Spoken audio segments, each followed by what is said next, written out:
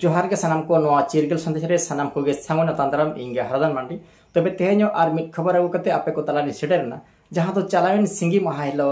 इंग्रेजी माहित 27 जुलाई 2025 हिलो धार दिसम माजी परगना महल बाकुल रे झारखंड ने सचेत मंत्री मानता रामदास सोरेन गोंके सेटल लेन थाय कना आर उनी मिट कमी एतहब किया जहां तो ना जांग बाहा तो पुनई घाट बन में ताहा कना ओडे अबो बड़ाय का गया जा खन गे दिगड़ी घाट ओडे हो जांग बाहा तो पुनई घाट में ना आका आर ओडे आड़गो रकाब जहां सीढ़ी कना ओना लगिते मिटिंग कमी होराय उद्गेल किया आर होय उठाव के ताबनाय होय बन नेल गया ओना सावते ओडे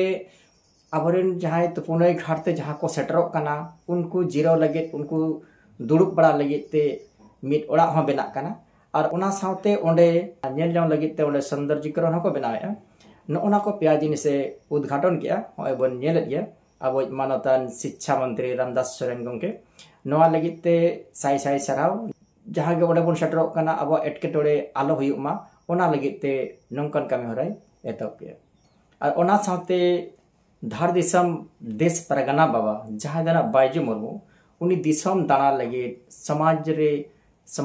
कामी लगे हांडे हांडे हिजु सेनो लगे उनी आड़ी एटकेटोड़े हुयुक कान थाय कना जहां दो अब बन बड़ाय गया जहां रे सेनो लगे अब दो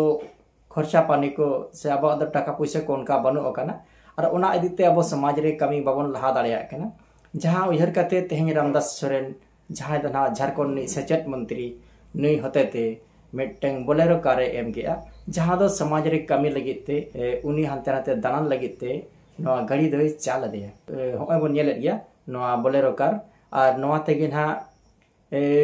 देश परगना बाबा बायजू मुर्मू सावते आजरिन जहां गे कमाई को ताहेना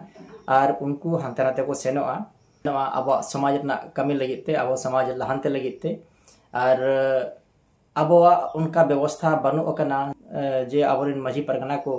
आको मरंग मरंग फैक्ट्री बना से कंपनी को कंपनी कना को उनकान कथा बांग कना अब से मरंग मरंग बिजनेसमैन कना को ओना बांग कना अब संतार दो रेंगेज हर कना बन मेनखान समाज रे कमी लगित से सावता रे कमी लगित काउडी अड़ी के लगतिया और काउडी बांखान अब समाज ना कमी से सावता ना कमी बाबन दाड़ेया ओक्तो नापित रे बाबन सेटर दाड़ेया ओना उयहर कदे तेहें झारखंड नि सचेत मंत्री रामदास सोरेन बायजू मुर्मू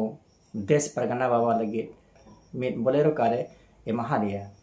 और सावते हांते नाते हिजुक सेनो लगे जहां सुनुम लोआ ओना ना खर्चाय एमोगो कना आदा होय बन नेल के गया और नोआ आड़ी मिटंग सरहावना कमी किया और नंका तेगे अब समाज से अब सावता दोन हरा बुरु दाड़ेया जहां दो सनाम होड़ा गे गोड़ो गोपड़ो ताहेन मा तबे ना अब सावता दोन हरा बुरु दाड़ेया।